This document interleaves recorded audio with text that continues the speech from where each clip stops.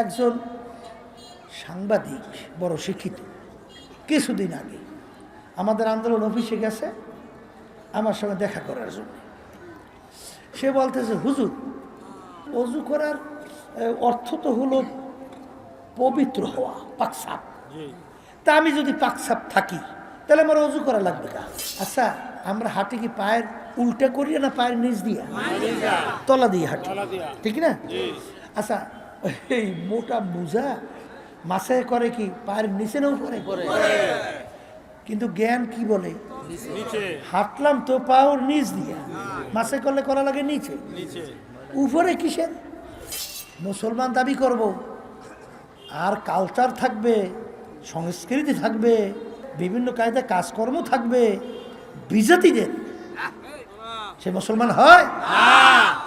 কিয়ামতের ময়দানে মালিক যখন জিজ্ঞাসা করবে, ওমর কি আমল আমার কাছে নিয়ে আসছো? বলবো, মালিক তোমার ভয়, তোমার জাহান্নামের ভয়। কাঁদতে কাঁদতে কালে দাগ পরাইয়া নিয়ে আসি। এ কবরের যাত্রীরা দলাদলি বুঝি না। কবরে কিন্তু কোনো দলের পরিচয় নাই, কোনো পীরের পরিচয় নাই, কোনো মুরিদের পরিচয় নাই। তুমি বড় বংশের না ছোট বংশের, শিক্ষিত না অশিক্ষিত, সুন্দর না কালো, সম্পদের বেশি মালিক না কম মালিক, তুমি কি রাস্তার ফকির না বাদশাহ, এই পরিচয় কিন্তু কবরে চলবে না। আজকে দুনিয়া চিনছ, দুনিয়ার সম্পদ, টাকা পয়সা চিনছ, সম্মান চিনছ, এই জন্য দুনিয়া কামাই করার জন্য রাত্র দিন অনেক সময় নষ্ট করো, কিন্তু আখিরাতের পরিচয় পাও নাই, আল্লাহর পরিচয় পাও নাই, বেহেশত ও জাহান্নামের পরিচয় পাও নাই। এই জন্য জাহান্নাম থেকে বাঁচার জন্য, বেহেশতে যাওয়ার জন্য চেষ্টা চিন্তাও নাই। কিন্তু মনে রাখো, যেই মামলার চেষ্টা তদবির নাই, ওই মামলারও কিন্তু খালাস নাই। মানুষ মরণশীল। গালেবে গুমান হাকিমুল উম্মাত আশরাফ আলী থানভী রহমাতুল্লাহি আলাইহি, তার কাছে একজন জিজ্ঞাসা করছিলেন, হুজুর, মৃত্যুর কি কোনো নির্ধারিত সময়সীমা আছে? হুজুর বলছিলেন আছে। কলে তা কেমন? কলে, তুমি যেদিন জন্মগ্রহণ করছো সেদিন নির্ধারণ হয়ে গেছে তুমি একদিন মৃত্যুবরণ করবা। এই মাদ্রাসা বামইল আমার এখনো মনে আছে, তখন চার পাড়াইয়ে গেছিলাম, আব্বাজান রহমাতুল্লাহি আলাইহির সাথে আসছিলাম। যে মাদ্রাসা ওদুদের আব্বা সহ যারা প্রতিষ্ঠা করছিলেন, এলাকার অনেক মুরব্বী আজকে দুনিয়াতে নাই। আব্বাজান রহমাতুল্লাহি আলাইহি তিনিও নাই। এমন একদিন আসবে আমরাও থাকবো না। মানুষ মরণশীল। একদিন আমাদেরকে সবাইকে দুনিয়া থেকে বিদায় নিয়ে কবরে যাওয়া লাগবে। দুনিয়ার ভিতরে যত জাতি বিচরণ করে, সব জাতি কিন্তু পরকাল বিশ্বাস করে। হিন্দুরাও করে, খ্রিস্টানরাও করে, অন্যান্য বিজাতি তারাও করে। আমরা মুসলমান, আমরাও কিন্তু পরকাল বিশ্বাস করি। কথা ঠিক না? কিন্তু তামাম দুনিয়ার ভিতরে একমাত্র মুসলমান জাতি ছাড়া অন্য কোনো জাতি চ্যালেঞ্জের মাধ্যমে বুক টান করে, বুক ফুলাইয়া কেউ টিকতে পারে নাই, কোনোদিন পারবে না। একমাত্র দুনিয়ার ভিতরে মুসলমান জাতি আজকে দুনিয়ার মধ্যে চ্যালেঞ্জের মাধ্যমে গলা টান করে বুক ফুলাইয়া দুনিয়ায় টিকে আছে।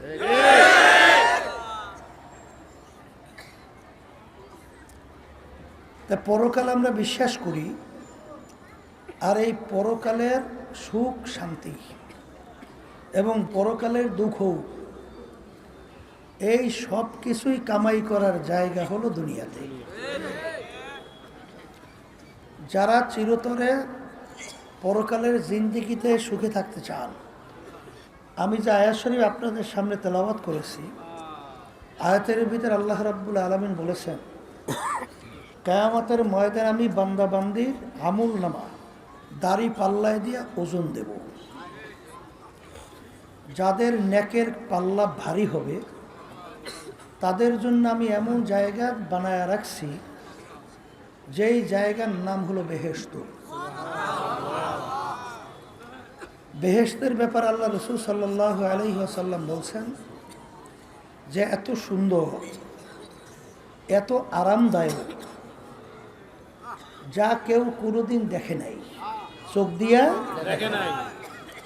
এমন সুন্দর যে কেউ কোনোদিন কানেও শোনে নাই যে এরকম সুন্দর হতে পারে, তার চেয়েও সুন্দর। আল্লাহ রাসূল সাল্লাল্লাহু আলাইহি ওয়াসাল্লাম বলেন, বেহেশত এমন সুন্দর জায়গা, আল্লাহ এত সুন্দরভাবে তৈরি করছেন যে কেউ কোনোদিন পরিকল্পনাও করতে পারে নাই যে এরকম সুন্দর হতে পারে, তার চেয়েও সুন্দর। আর কিয়ামতের ময়দান আল্লাহ রাব্বুল আলামিন আমলনামা যখন ওজন দেবেন, যাদের গুনার পাল্লা ভারী হবে, নেকের পাল্লা হালকা হবে, তাদের জন্য আল্লাহ রাব্বুল আলামিন এমন শাস্তির জায়গা তৈরি করছেন যেই শাস্তির জায়গার নাম হলো জাহান্নাম। যেই জাহান্নামের ব্যাপারে আল্লাহ রাসূল সাল্লাল্লাহু আলাইহি ওয়াসাল্লাম বলছেন, এত ভয়ানক, এত কঠিন যে কেউ কোনোদিন শুনে নাই, দেখেও নাই, কল্পনাও করে নাই, আসে নাই যে এরকম শাস্তি, এরকম কষ্ট, এরকম ভয়ানক হতে পারে, তার চেয়েও ভয়ানক। কে বলছে? আল্লাহ রাসূল সাল্লাল্লাহু আলাইহি ওয়াসাল্লাম। এখন আমার ভাইদেরকে বলবো, পর্দার আড়ালের মা বোনরা যারা শুনতেছেন, আমরা মুসলমান যারা, তারা তো স্বাভাবিক চাই যে দুনিয়া থেকে বিদায় নিয়ে কবরে যাব, ওই আখিরাতের যে স্থায়ী শান্তিকে বেহেশতে আমরা যাব, এরকম নিয়ত আছে না? এই বেহেশতে যাওয়ার জন্য, জাহান্নাম থেকে বাঁচার জন্য যে মাহফিলে আসছে,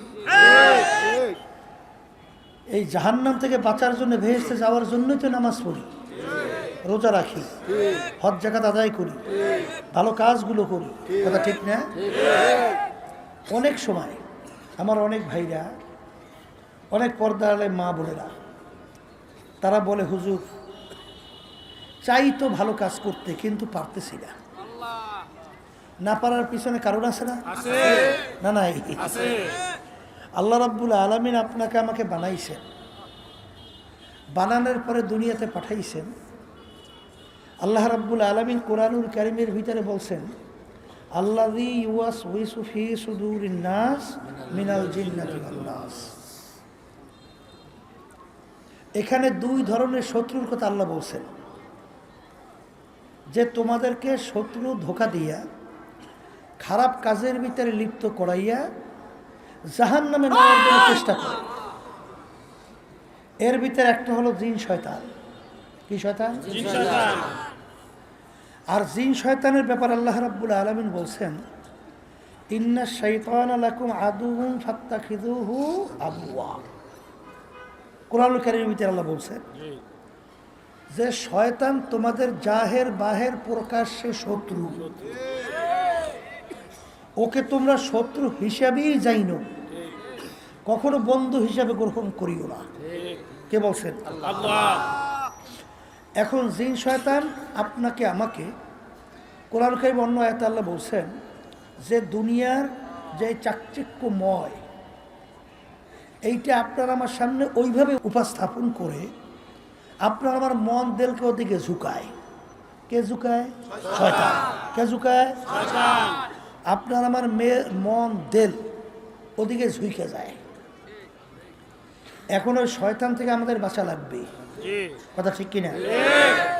আর একটা শত্রুর কথা বলছি, মানুষ শয়তান। আরেকটা কি শয়তান? মানুষ শয়তান।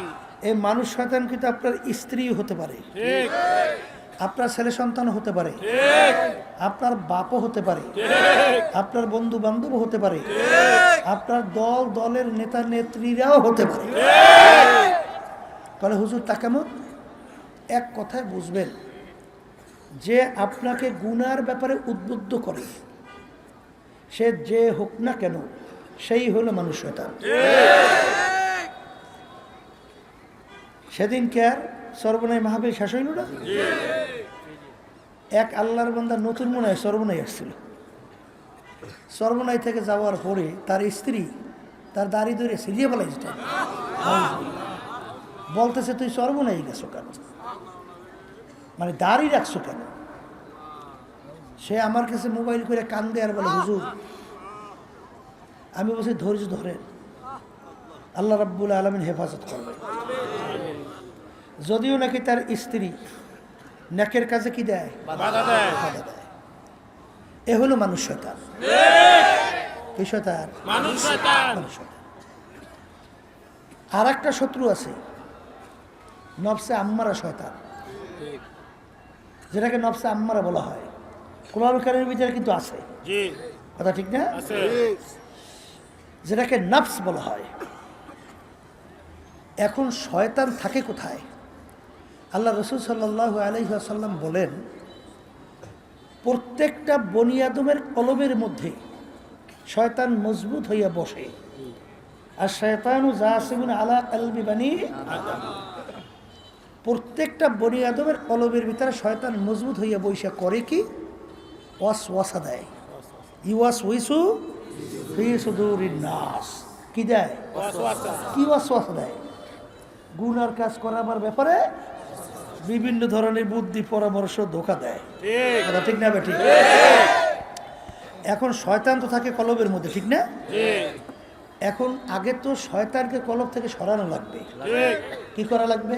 সরানো লাগবে। আপনি যদি লাঠি দিয়ে পিটাপিটি করেন, কলব থেকে শয়তান ভাগে? এই তরবারি দিয়ে যদি কোপাকুপি করেন, ভাগবে? ভাগবে না। তাহলে এই শয়তান কলব থেকে সরাইবেন কেমনে? আল্লাহ রাসূল সাল্লাল্লাহু আলাইহি ওয়াসাল্লাম বলেন, যেই আল্লাহর বান্দা বান্দিরা আমার উম্মতেরা আল্লাহর জিকির করে, কি করে? আল্লাহর জিকির।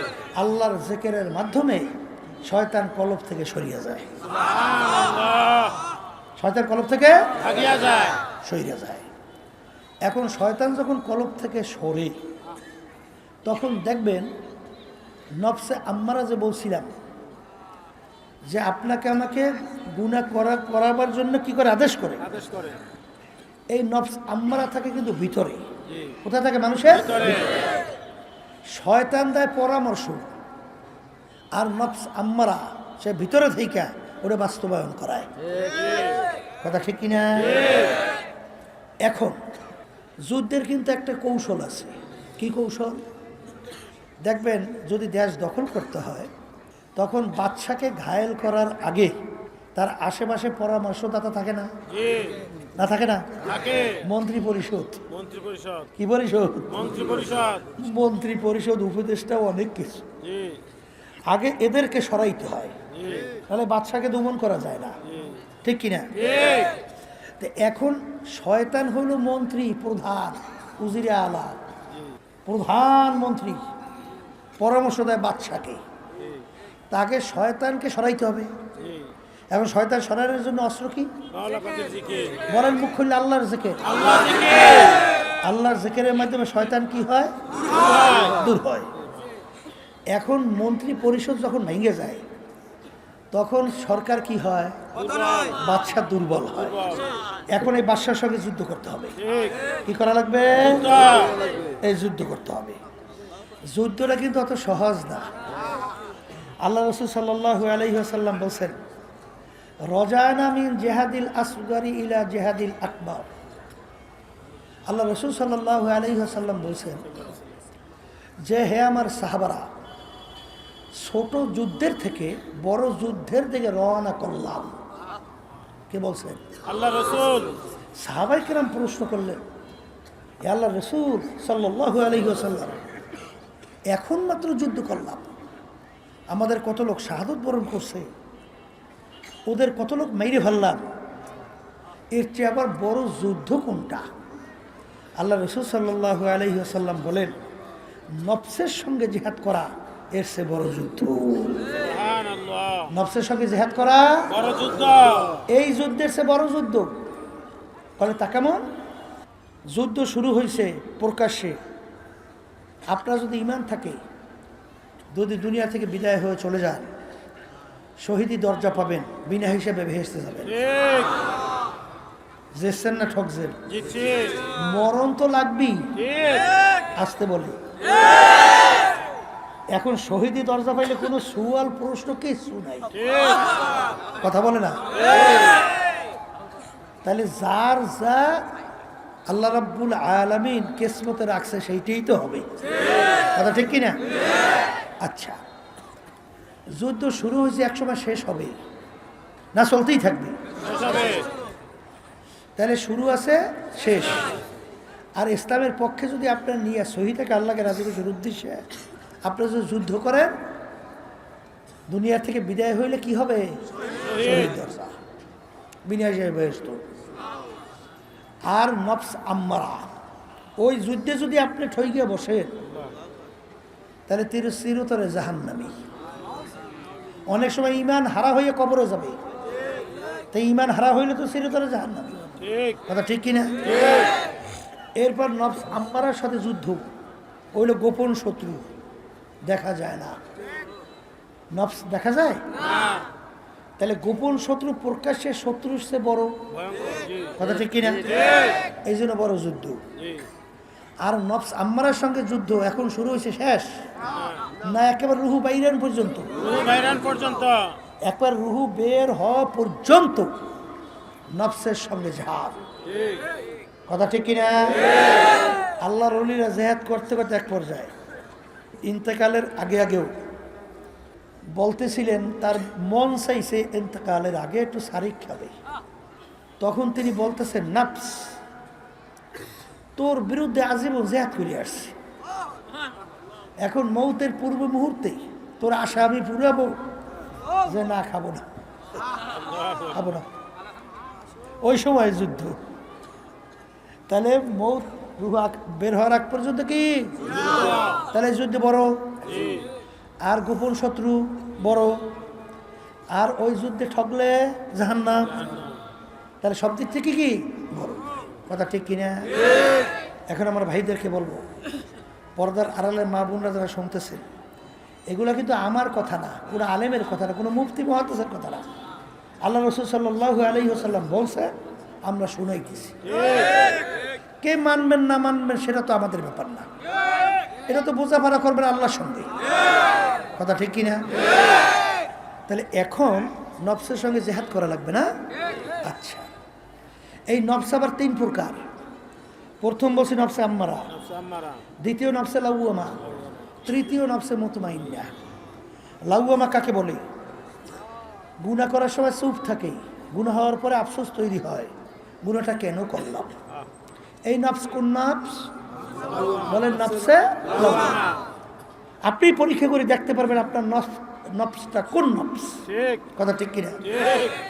এরপর মুজাহাদার মাধ্যমে, জিকির আজকারের মাধ্যমে, মৌতের মোলাকাবার মাধ্যমে, কোরআন কারীম তেলাওয়াতের মাধ্যমে, এই সাদিকিন বান্দাদের সংস্পর্শে যাওয়ার মাধ্যমে আস্তে আস্তে ওই নফস পরিবর্তন হইয়া এক পর্যায়ে নফসে মুতমাইন্নায় পরিণত হয়ে যায়।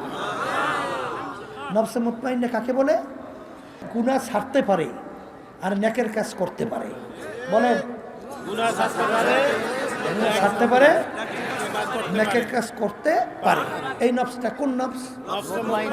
বলেন নফসে মুতমাইন্না।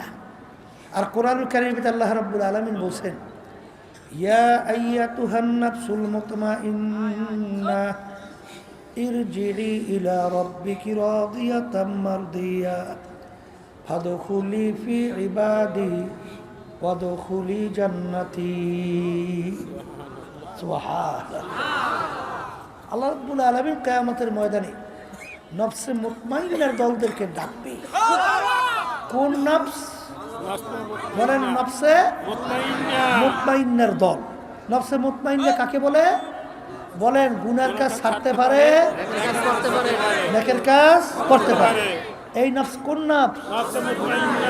তা আল্লাহ যখন কিয়ামতের ময়দানে ডাক দেবেন নফসে মুতমাইন্নার দলের আসন,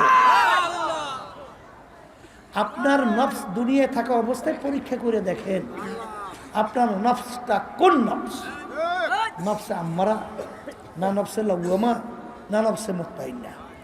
যদি নফসে মুতমাইন্নায় আপনার নফসকে না পৌঁছাইতে পারেন, তাহলে কিয়ামতের ময়দান যখন আল্লাহ আপনাকে ডাকবে, আল্লাহ যখন নফসে মুতমাইন্নার দলদেরকে ডাকবে, তখন আপনি আল্লাহর ডাকে সাড়া দিতে পারবেন? কথা বলেন না কেন?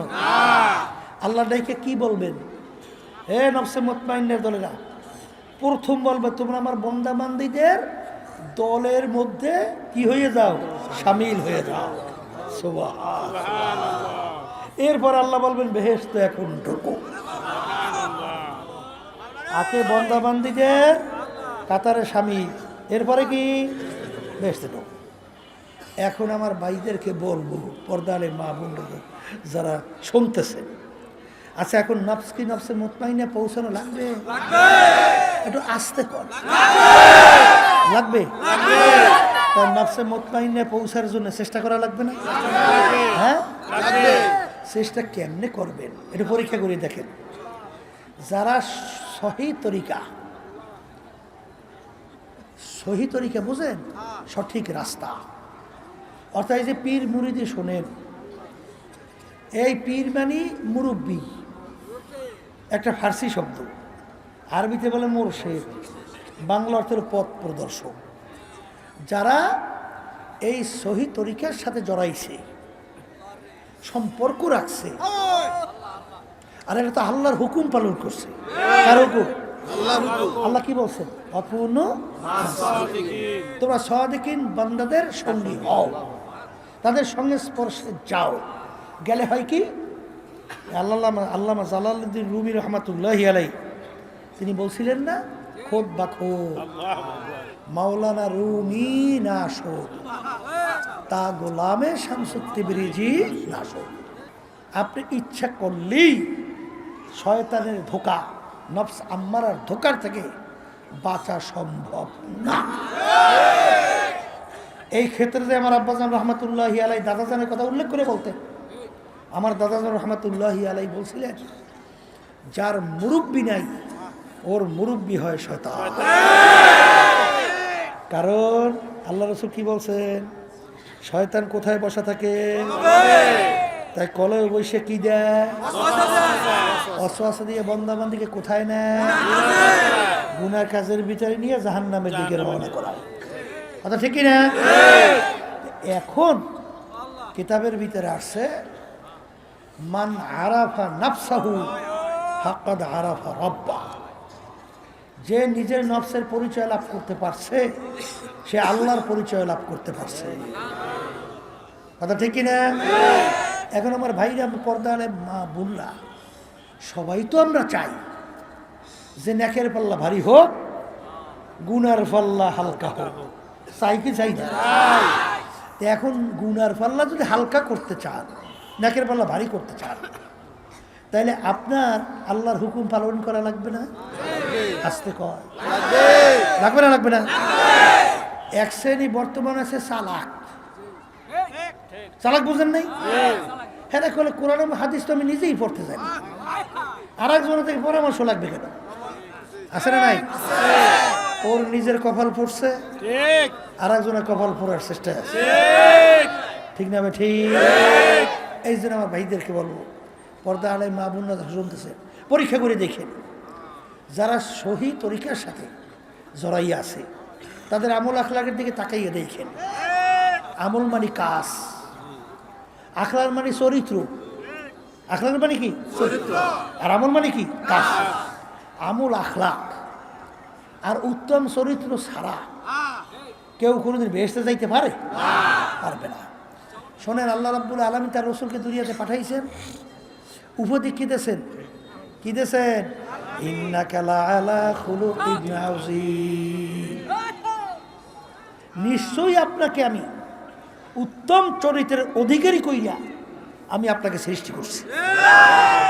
কথা ঠিক না? এখন উত্তম চরিত্র তৈরি করার জন্য আর নেক আমল বাড়াবার জন্য সাদিকিন বান্দাদের সংস্পর্শে আসতে বুঝে নেই মনে হয়। সবাই বলেন যাওয়া লাগবে। কথা ঠিক কিনা? দেখবেন যারা সহদিন বাংলাদেশের সম্পর্ক রাখে তাদের আমলের দিকে তাকান, কাজের দিকে তাকান। কি হুশ থাকতে নামাজ ছাড়ে? আসতে কয়তো নামাজ ছাড়ে? আচ্ছা, নামাজ ছাড়ে না, মিথ্যা কথা বলে বলে না, জুলুম করে করে না। তাইলে বুঝা গেল হারামের কাছেও আল্লাহর ফজলে যায় না, সুদ ঘুষের কাছেও যায় না, কারণ ওটা খারাপ আমল। ওটা কি আমল? এই অনেকে তো নামাজও পড়ে আবার রোজাও রাখে, এগুলো হইল সব বাহ্যিক, আসলে বাস্তবতা আসলে সে কিন্তু লোক দেখানো অনেকটাই। অনেকে আবার চালাক বলছিলাম, একজন সাংবাদিক বড় শিক্ষিত কিছুদিন আগে আমাদের আন্দোলন অফিসে গেছে আমার সঙ্গে দেখা করার জন্য। সে বলতেছে, হুজুর অজু করার অর্থ তো হলো পবিত্র হওয়া, পাকসাপ। তা আমি যদি পাকসাপ থাকি তাহলে আমার অজু করা লাগবে কা? নাউজুবিল্লাহ করেন, বুঝলেন? এখন হে তো পাকসাপ আছে, অজু করা লাগবে কা? আমি বলতেছিলাম, আপনি নামাজ পড়েন কেন? বলে আল্লাহর হুকুম। কি কার হুকুম? তা আপনি নামাজ পড়েন, আল্লাহর হুকুম পালন করেন। আর অজুও কিন্তু করার জন্য নামাজের আগে আল্লাহ বলছেন আল্লাহর হুকুম।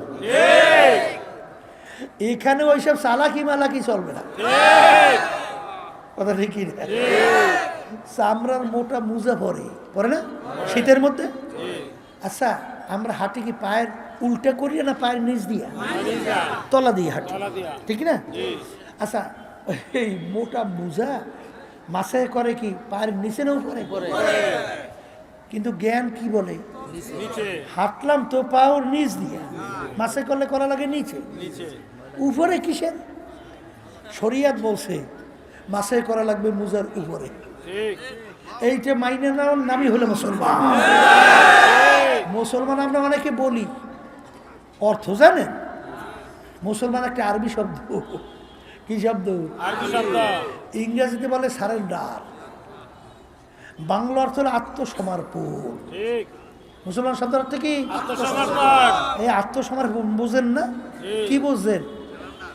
এক কথায় বুঝাতে যে কবি বলছিলেন, মুসলমানি বুয়াদ গরদান নেহাদান এনানে খোদ বাদাস্তে খাজাদাদান। মুসলমান বলা হয় কাকে? একটা উদাহরণ, ঘোড়ার মুখে যখন লাগাম লাগায়, যখন লাগাম সরি হাতে ছাড়ে, তখন ঘোড়ার নিজের বুদ্ধি, চালাকি, শক্তি কি চলে? আপনারাই বলেন চলে না। অর্থাৎ ওই সওয়ারি ঘোড়াকে যেভাবে চালায় ওইভাবে চলা লাগে। কোনো শক্তি আছে যদি চলা? লাগাম কার হাতে? লাগাম মুখে লাগাইছে ঘোড়া, লাগামের রশি ছাড়ছে কার হাতে? এখন সওয়ারি যেভাবে চালায়, টানা টান দিলে ডান, বামে টান দিলে বাম, পিছনে টান দিলে দাঁড়াই থাকা লাগে। কি কথা ঠিক না বেঠিক? আমরা যারা মুসলমান দাবি করি, কি পড়ছেন? কালিমা পড়ছেন? আসতে কত পড়ছেন? এর অর্থ কি? কালিমার লাগাম মুখে লাগাইছে, ঠিক কিনা?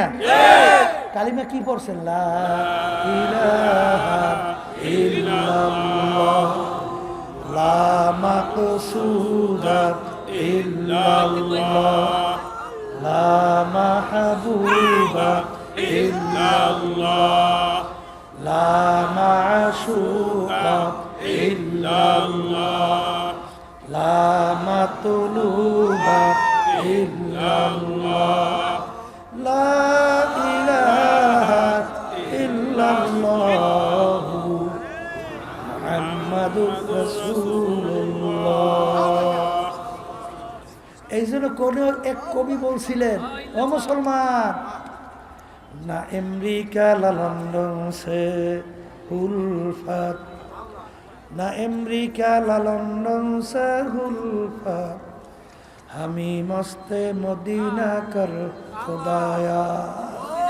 হে মুসলমান সন্তান, তোমার আমার রাস্তা আমেরিকা লন্ডন ফ্রান্স বিজাতিদের ওই কালচার, তাদের সংস্কৃতি, তাদের কালচার, তাদের দেশে আমাদের এই লাগাম না, কথা কয় না। তোমার আমার রাস্তা মদিনা শরীফ ঘুমায় আছেন মুহাম্মাদুর রাসূলুল্লাহ সাল্লাল্লাহু আলাইহি ওয়াসাল্লাম, সেই মদিনা হইল তোমার আমার রাস্তা। কি এখন ইচ্ছা করলি যেদিকে ইচ্ছা সেরকম ইচ্ছা চলা যায়? লাগাম ছাড়ছেন কারাতে? বুঝা কইছেন না? না বুঝা? হ্যাঁ, এক শ্রেণী তো আল্লাহ এবং আল্লাহ রসুলের সব ক্ষেত্রে নির্দেশ ভালো লাগে না। কি তখন বিভিন্ন কায়দায় কায়দায় নিজের চালাকি বিভিন্ন ব্যাখ্যা দিয়া বিভিন্ন কায়দায় কায়দায় তারপর না কি জোরে বলেন আছে না?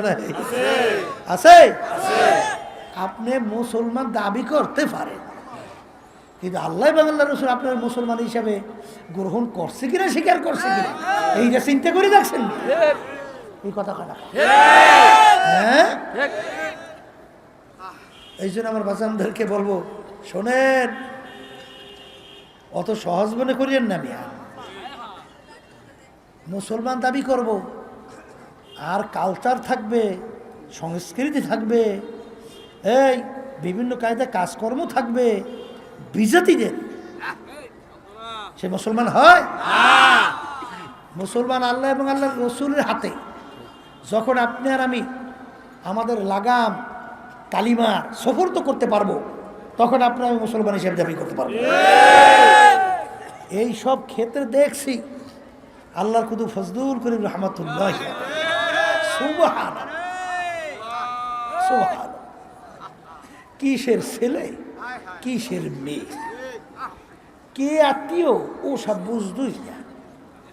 কোন কাজে আল্লাহ বেজার, আল্লাহ রসুল বেজার, হুশ থাকতে সে পথে পা বাড়াইত না। আর যে কাজে আল্লাহ খুশি বাধা দিয়েও তাকে সেই কাজ থেকে ফিরিয়ে রাখতে পারতো না। আমাদের বুঝ হওয়ার পরে যতটুকু দেখছি, কথা ঠিক কিনা? এই জন্য আমার বাজানদেরকে বলবো, নেকের পাল্লা ভারী করতে চান না? গুনার পাল্লা হালকা হোক চান না? আরে গুণা তো আছি, গুণা ছাড়া কোনো মানুষ আছে? আল্লাহ রাসূল সাল্লাল্লাহু আলাইহি ওয়াসাল্লাম কি বলছে? কুল্লুকুম খাত্তাউন, তোমরা সবাই গুনাহগার, গুনাহগার ছাড়া কেউ নাই। তাহলে গুনাহ তো আছেই, কথা ঠিক না? ঠিক। তাহলে এখন নেকের পাল্লা কি করা লাগবে? বলেন মুখ খুলে ভারী করা লাগবে।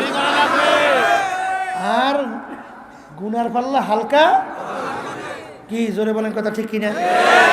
এখন নেকের পাল্লা ভারী, গুনার পাল্লা হালকা। এই জন্য আল্লাহ হুকুম করছেন সদেকিন বান্দাদের সঙ্গী হও। এখন সদেকিন বান্দাদের সঙ্গী হইলে তখন কোন কোন কাজ করলে তোমার নেকের পাল্লা ভারী হবে, গুনার পাল্লা হালকা হবে, তোমাকে শিক্ষা দেবে, কথা ঠিক কিনা?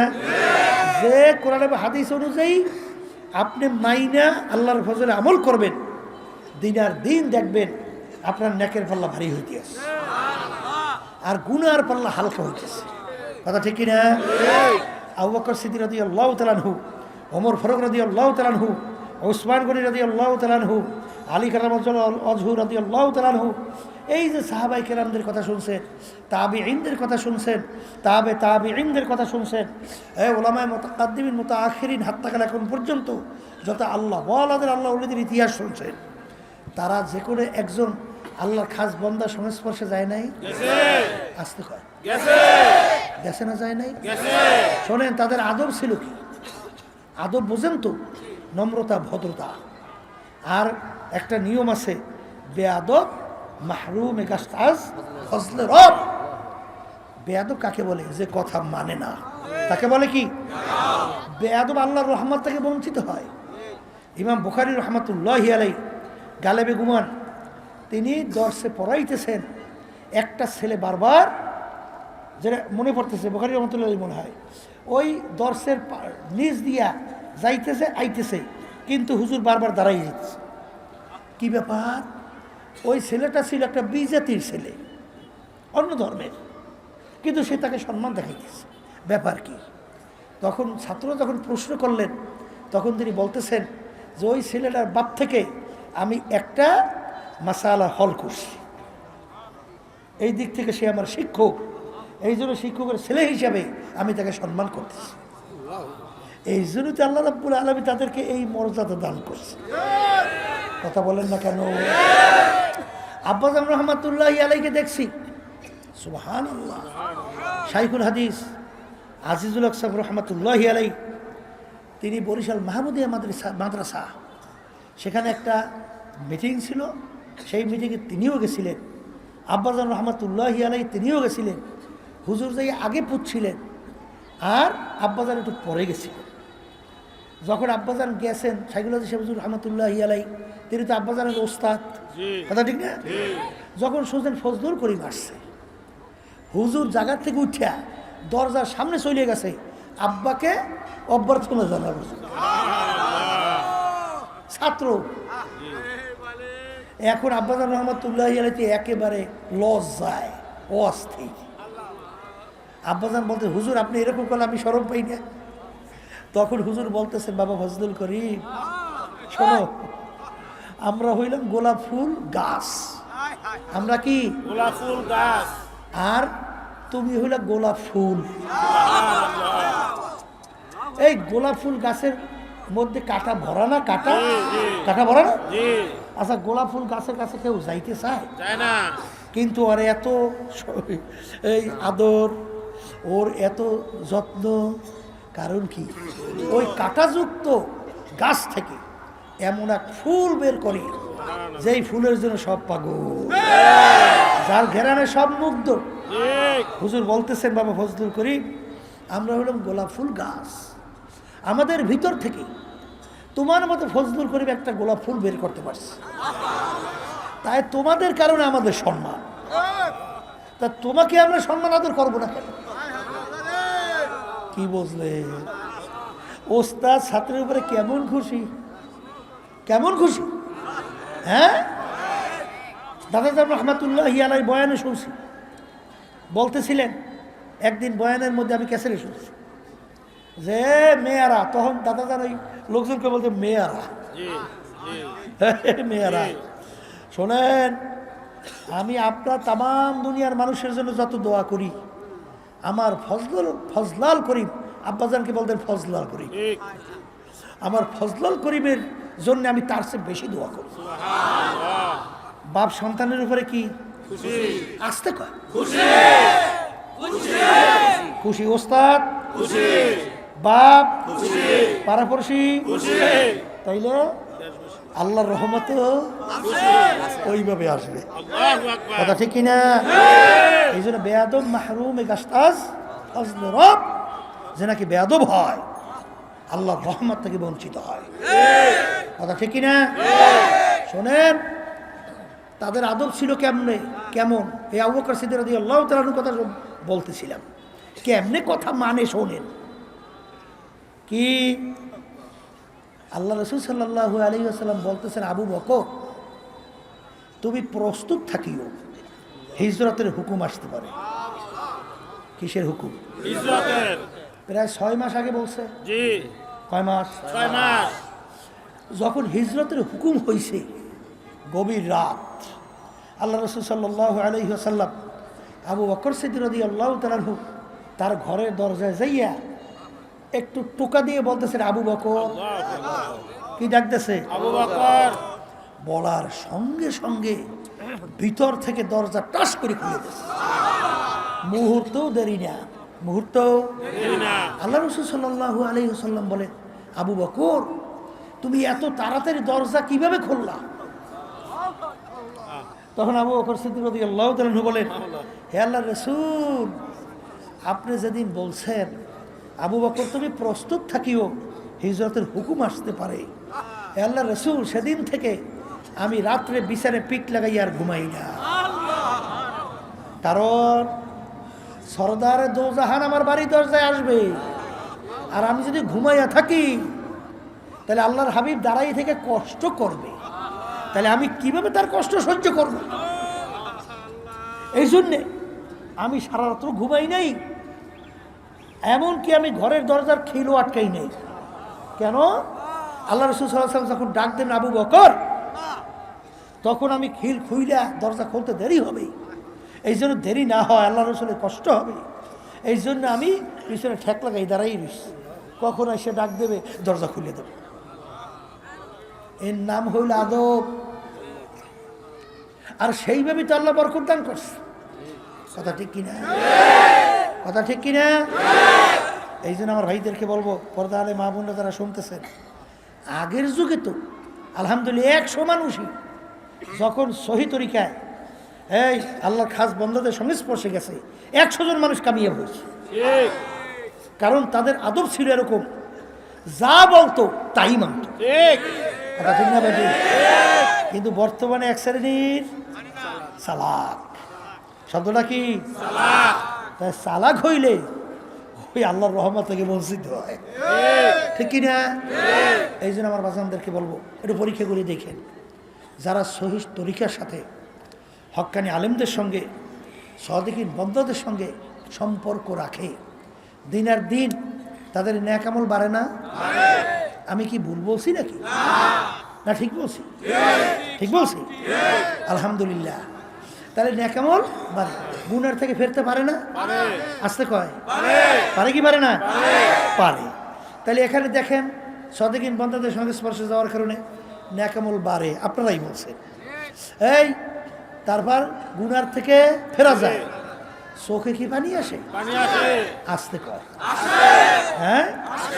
আচ্ছা, যাদের এই সাদিকিন বন্দাদের সংস্পর্শে যায় না, ওদের চোখে পানি দেখেন মতো? দেখেন একটু হাতুড়ে খালি কান্দে, আল্লাহর কাছে মাফ চাই, দেখছে? চোখে পানি তো আসে না, আসে? আর চোখের পানি ছাড়া জাহান্নামের আগুন ঠান্ডা হয়? কোনোদিন হয়?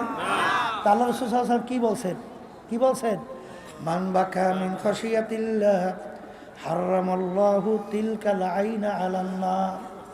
যেই চক্ষু মাওলার ভয় কাঁদবে, ওই চক্ষুর জন্য জাহান্নামের আগুন হারাম হইয়া যাবে। আল্লাহ রসুল বলেন, লা ইয়ালিজুন নারা মান বাকা মিন খাশিয়াতিল্লাহ হাত্তা ইয়াউদাল লাবানু ফিদ দারএ। যেই চক্ষু আমার মাওলার ভয় কাঁদবে, ওই চক্ষু জাহান্নামে দেওয়া এরকম অসম্ভব হবে। যেরকম গাভীর বান্দার থেকে দুধ দোহাইয়া ওই বান্দের ভিতরে ঢুকানো যেরকম অসম্ভব, আল্লাহর বান্দা বান্দিকে এরকম জাহান্নামে দেওয়া এরকম অসম্ভব। এই আল্লাহর বান্দারা আমি বলিনি, আল্লাহর রসুল বলছেন, আমি শুনাইতেছি। আল্লাহর হাবিব বলেন, ইবকু ইবকু ফা ইল্লাম তাবকু ফাতাবাকু। হে আমার উম্মতরা, কান্দ কান্দ, কান্না না আসলে কান্নার ভান ধরো। আল্লাহ রাব্বুল আলামিন কোরআনুল কারীমের ভিতরে বলেন, ফালিয়াদহাকু কালিলা ওয়ালিয়াবকু কাসীরা। এই আমার বান্দা বান্দিরা বেশি বেশি পরিমাণে কাঁদো, কম কম হাসো। কিয়ামতের ময়দান জাহান্নাম ফেরেশতারা ধইরা রাখতে পারে না। আল্লাহ নবী সাল্লাল্লাহু আলাইহি ওয়াসাল্লাম সিজদায় পড়ে কান্দে, এ আমার মালিক, তোমার ইজ্জতে জালালের কসম খাই আমি বলছি, আজকে যদি জাহান্নাম আমার একটা উম্মতকে খাইয়া ফেলে, আমি রাসূল তোমার বেহেশতে যাব না। আল্লাহ রাব্বুল আলামিন বলে, হাবিব গো, মাথা উঠান, এই পানি নিয়ে জাহান্নামের দিকে ছিটানি মারেন। যখন পানি নিয়ে জাহান্নামের দিকে ছিটানি মারবে, জাহান্নাম কেত কেত করে পিছনে দৌড় মারবে। আল্লাহ রাব্বুল সাল্লাল্লাহু আলাইহি ওয়াসাল্লাম আশ্চর্য হইয়া বলবেন, রব্বুল আলামিন, এত ফেরেশতা জাহান্নামকে ধইরা রাখতে পারে না, এ কোন কুদরতি পানি, যেই পানি দেওয়ার সঙ্গে সঙ্গে জাহান্নাম কেত কেত করে পিছনের দিকে দৌড় মারলো। আল্লাহ রাব্বুল আলামিন বলে, হাবিব গো, এ কোনো কুদরতি পানি না, এ হলো আমার বান্দা বান্দি, আপনার উম্মতেরা দুনিয়ায় থাকা অবস্থায় যারা এই জাহান্নামের ভয়, আমার আযাব ও গজবের ভয়, দুই চোখের পানি সেইরা কাইদা আমার কাছে মাপ চাইছে, ওই চোখের পানি হলো এই পানি। এই আল্লাহর বান্দারা, পর্দা আলে মা বোনেরা, এক শ্রেণী বর্তমানে বক্তা এক ওয়াইজিন বের হইল, আর শুধু বয়ানের ভিতরে মানুষকে হাসায়। বলেন নাউজুবিল্লাহ। বাজান কহকা হাসি অর্থাৎ বড় জোরে শব্দ করে আসলে হারাম কবিরা গুনাহ হয়। আল্লাহ নবী সাল্লাল্লাহু আলাইহি ওয়াসাল্লাম তার জীবনে একবারও জোরে উল্লেখ কইরা শব্দ কইরা কহকা হাসি জীবনে একবারও হাসেন নাই। তিনি বেশি সময় মিসকি হাসতেন, অনেক সময় একটু বেশি হাসলে দহে সামনে দুই একটা দাঁতের মাথা দেখা যাইত। কারণ কি, আল্লাহর হাবিবের ইতিহাস পড়লে দেখবেন আল্লাহ হাবিব সাল্লাল্লাহু আলাইহি ওয়াসাল্লাম অনেক সময় এমনভাবে কাঁদতেন কান্নাহু তল্লুন, মনে হয় যেন হালকা বৃষ্টি পড়তেছে। আর আলী রাদিয়াল্লাহু তাআলা আনহু, আমার মাওলার ভয়, মাওলার আযাব গজবের ভয়, মালিকের জাহান্নামের ভয়, কানতে কানতে গালের ভিতরে দাগ পইরা গেছিল। লোকেরা বলে আমির, দাগে ঔষধ লাগান ভালো হবে। হাল তিনি বলেন, আমার সাথীরা, কিয়ামতের ময়দানে মালিক যখন জিজ্ঞাসা করবে ওমর কি আমল আমার কাছে নিয়ে আসছো, বলবো মালিক তোমার ভয়, তোমার জাহান্নামের ভয়। কানতে কানতে কালে দাগ পরাইয়া নিয়ে আসছি। এ কবরের যাত্রীরা, যেই মামলার তদবির নেই তার কিন্তু খালাস নাই। বাজান দুনিয়ার কেসের ভিতরে পড়লে সেখানে যদি তদবির না করেন কেসে ভালো ফলাফল পাওয়ার আশা করা যায় না। হে কবরের যাত্রীরা, তোমার আমার সামনে আখিরাতের 5টা মামলা দাঁড় হইয়া আছে। একটা মৌতের মামলা, কবরের মামলা, মিজান পুসরাতের মামলা, কিয়ামতের ময়দানের মামলা। এই মামলায় যদি তদবির না করো দুনিয়ায় থাকা অবস্থায়, ওই মামলায় কিন্তু ভালো ফলাফলের আশা করা যায় না। বাজার আমার মৌত কি ইমান সহকারে হবে না কোন অবস্থায় হবে, এই চিন্তা যারা করবে এবং মৌত ইমান সহকারে হওয়ার জন্য যারা চেষ্টা করবে, আল্লাহর ফজল করবে, তাদের ইমান সহকারী মৌত হবে। বাজার এরকম শত শত হাজার হাজার ঘটনা বাজার বাংলাদেশের মধ্যেও আছে। আহারে মৌতের পূর্ব মুহূর্তে তাদের জবান থেকে কালিমা বের হইতে আছে। আল্লাহ আমার জন্য, আমাদের সবার জন্য কবুল করবেন। হাদিসের ভিতরে আসছে, মান ক্বালা লা ইলাহা ইল্লাল্লাহ ফাদাখালাল জান্নাহ। অন্য হাদিসের ভিতরে হাক্কান, যে কালিমার হক আদায় করতে পারবে এবং সেই অনুযায়ী কালিমা পাঠ করবে, সে বেহেশতের ভিতরে ঢুকবে। এ কবরের যাত্রীরা দলাদলি বুঝি না। কবরে কিন্তু কোনো দলের পরিচয় নাই, কোনো পীরের পরিচয় নাই, কোনো মুরিদের পরিচয় নাই। তুমি বড় বংশের না ছোট বংশের, শিক্ষিত না অশিক্ষিত, সুন্দর না কালো, সম্পদের বেশি মালিক না কম মালিক, তুমি কি রাস্তার ফকির না বাদশাহ, এই পরিচয় কিন্তু কবরে চলবে না। আমার বাজানদেরকে বলবো, পর্দারে মা বোনদেরকে বলবো, কবরে কিন্তু প্রশ্ন 3টা।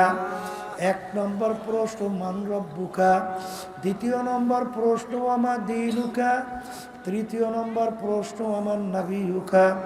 এই 3 প্রশ্নের ভিতরে কোথায় কিন্তু আছে তুমি পীর না মুরিদ, তুমি কি চৌধুরী বংশের না তালুকদার বংশের, না তুমি সৈয়দ বংশের, আছে? তুমি কি সুন্দর না কালো, আছে? তুমি কি ধনী না গরিব, আছে? তুমি কি শিক্ষিত না অশিক্ষিত, এই পরিচয় আছে? যদি নাই থাকে, আমার বাজানদেরকে বলবো, পর্দা আলে মা বোনদেরকে বলবো, দুনিয়ায় কিন্তু আসা একই অবস্থায়, রওনাও কিন্তু করা লাগবে একই অবস্থায়। দুনিয়ার ভিতরে যখন রাজা বাদশাহ আসছে, প্রধানমন্ত্রী আসছে, ল্যাংট অবস্থায় দুনিয়াতে আসছিল, রাস্তার ফকির সেও যখন দুনিয়াতে আসছে ল্যাংট অবস্থায় আসছে। বাজার ভাগ্যের বিনিময়ে কেউ বা বাদশাহ, কেউ বা প্রধানমন্ত্রী, কেউ বা অমুক তমুক সমুক, আর বাজার কেউ বা রাস্তার ফকির। হে কবরের যাত্রীরা যখন কবরে রওনা করবে, বাদশাকেও কিন্তু কাপড় 3টা দিয়েই প্যাঁচ দিবে, আর রাস্তার ফকির তাকেও কিন্তু কাপড় 3টা দিয়েই প্যাঁচ দিবে। বাজান প্রশ্ন কবর কিন্তু একই রকমের হবে। বাদশার জন্য কবর 3.5 হাত, গরিবের জন্য কবর 3.5 হাত। ভাগ্যের বিনিময়ে দুনিয়া কেউ বাদশা, কেউ বা রাস্তার ফকির। হে দুনিয়া পাগল আমার বাবারা, বাজার কিয়ামতের ময়দান, অনেক বাদশা কিয়ামতের ময়দানে ফকির হইয়া উঠবে, আর অনেক ফকির আল্লাহর ফজল করবে বাদশা হইয়া উঠবে। বেলাল হাবশী রাদিয়াল্লাহু তাআলা আনহু দুনিয়ার ভিতরে গোলাম জাদা গোলাম, তার আব্বাও ছিল গোলাম, তিনিও ছিলেন গোলাম। ওদিকে বংশের দিক থেকে একেবারে নিচু, বাজান হাবস বংশের লোক ছিল, চেহারার দিক থেকে কালো। যারা কালো মানুষ দেখছেন বাজান, হারে কালো তেমন ঠকপথ নাই। শিক্ষার দিক থেকে বকালাম, অর্থাৎ নিজের দস্তখত করতে জানতেন না। ওদিকে সম্পদ টাকার দিক থেকে নিচ্ছ, 1 পয়সারও মালিক ছিলেন না। কিন্তু কিয়ামতের ময়দান আল্লাহর হাবিব যেই বাহনের উপরে বৈশা বেহেশতে ঢুকবেন, সেই বেহেশতের রশি ধরা থাকবে বেলাল হাবশী রাদিয়াল্লাহু তাআলা আনহু তার হাতে। আল্লাহর হাবিব যখন সবে মেরাজে গেলেন, বেহেশতের ভিতরে খরমের আওয়াজ পাওয়া যায়। করো, চক্ষু বন্ধ করো, একটু মুরাকাবা করো, দেখবা সব ফাঁকি আর ফাঁকি। আমার আব্বাজান রহমাতুল্লাহি আলাইহি উদাহরণ দিয়া বলেন, ডাকাতের দলের সরদার, ডাকাতের দলের সরদারের কত পাওয়ার। বাজানোর দলীয় লোক অন্যায় করে অনেক সময় গুলি কইর মাইরা ফেলায়, কত ধরনের মারে অত্যাচার করে শাস্তি দেয়। ওর মাতুব্বারি সরদারি কতক্ষণ? পুলিশের হাতে অ্যারেস্ট হওয়ার এক পর্যন্ত। যখন পুলিশের হাতে অ্যারেস্ট হইয়া যাবে, বুট দিয়া যখন ওকে পারাবে, হাড্ডি গুড্ডি ভাঙবে, কোথায় যাবে ওর সরদারগিরি, কোথায় যাইবে ওর সারগিরি? এ কবরের যাত্রীরা, আজকে দুনিয়ার ভিতরে অনেকে পরিচয় দেয়, আমি পীর, আমি চেয়ারম্যান, আমি মেম্বার, আমি এমপি, আমি মিনিস্টার, আমি এত সম্পদ, এত টাকার মালিক, আমি 100,000 কোটি টাকার মালিক, আমি অমুক বংশের অমুক শিক্ষিত, অমুক পাণ্ডিত, আমি অমুক টমুক সমুক। এই পরিচয় কয়দিন, যে কয়দিন চক্ষু দুনিয়াতে খোলা থাকবে। আজরাইল সালাতু ওয়াস সালাম সবাই পিছনে হাত পাইতে অপেক্ষা আছে। আমার মালিক যখন বলবে আজরাইল ধর, ওই অবস্থায় যদি থাবা মাইরে বসে বাজান, তখন তুমি দেখতে পারবা তুমি আসলে অমুক টমুক সমুক না, খোদা না খাস্তা জাহান্নামের একজন কয়েদি। এই জন্য আমার বাজানদেরকে বলবো, যেই মামলার তদবির নেই তার কিন্তু খালাস নাই। এই জন্য আল্লাহর ইতিহাস পড়লে দেখবে, আমার দাদাজান রহমাতুল্লাহি আলাইহি কথা শুনছি বাজান, ইন্তেকালের আগে আগে চোখের উপরে বৈশা, পাশেই কবরস্থান, তাকাইয়া তাকাইয়া পোলাপানের মতো আউ আউ করিয়া চিল্লাইয়া কান্দে, 2 চোখ দেয়া বাইয়া বাইয়া টপ টপ কইরা পানি পড়ে। আর মালিকের দিকে ফিরা করুণ সুরে ডাক দেয়, আর করুণ সুরে ডাক দিয়া বলে, ওরে আমার মালিক, ওরে আমার মাহবুব, তুমি যদি আমাকে কবরে মাফ না করো, ওই অন্ধকার কবরে আমি একা কেমনে থাকবো? ওই কবরে তো কেউ নাই, কবরে তো বালিশ নাই, বিছানাও নাই, বাতিও নাই, কবরের সাথীও নাই। ওই কবর কেমন হবে? আল্লাহ রসুল সাল্লাল্লাহু আলাইহি ওয়াসাল্লাম বলেন, কবর তোমাকে আমাকে ডাক দেয়। আল্লাহ রসুল বলেন, তোদেরকে ডাক দেয়, তোমাদেরকে ডাক দেয়। কি কইয়া? আব্দুল করিম, হে রেজাউল করিম, হে রহিমা খাতুন, আনা বাইতুল ওয়াহদা, আনা বাইতুল জুলমা, আনা বাইতুল জুল। আমি একাকির ঘর, আমি অন্ধকারের ঘর, আমি পোকামাকড়ের ঘর। ওই কবরের ভিতরে একা কেমনে থাকবা বাজা? ওই কবরে যদি আমার মালিক আপন নাই, ওই কবরে তোমার আমার উপায় নাই, হাসুরে উপায় নাই, মিজান পৌঁছাতের উপায় নাই। ওই কবরের চিন্তা আল্লাহর ইতিহাস পড়লে দেখবা, আমাদের এই তরিকার মুরব্বী রশিদ আহমদ গঙ্গি রহমাতুল্লাহ আলাইহি, তিনি কানতে কানতে বুড়া বয়সে অন্ধ হইয়া গেছিল। এ আমার মালিক, তুমি যে জাহান্নামের ঘোষণা দিছ রে মালিক, আরে তোমার হাবিব যে জাহান্নামের বিবরণ দিছে, ওই এক সেকেন্ডের আযাব সহ্য করার দুনিয়ার কোনো মানুষের নাই। এ আমার মালিক, দয়া মায়া করে তুমি আমাকে মাফ কইরা দাও। কানতে কানতে বাজার বুড়া বয়সে অন্ধ হয়ে গেছিল। লোকেরা বলে, হুজুর অপারেশন করেন, চক্ষু ভালো হবে। তিনি বলেন, সাথীরা কিয়ামতের ময়দানে যখন আমি উঠব, অন্ধ অবস্থায় উঠতে চাই, মালিক যেন আমার কাছে কোনো প্রশ্ন না করে। মালিক যদি প্রশ্ন করে আমার কোনো উপায় নাই, এই জন্য আমি মালিকের সামনে অন্ধ অবস্থায় দাঁড়াইতে চাই। যেই মামলার তদবির নাই, ওই মামলারও কিন্তু খালাস নাই।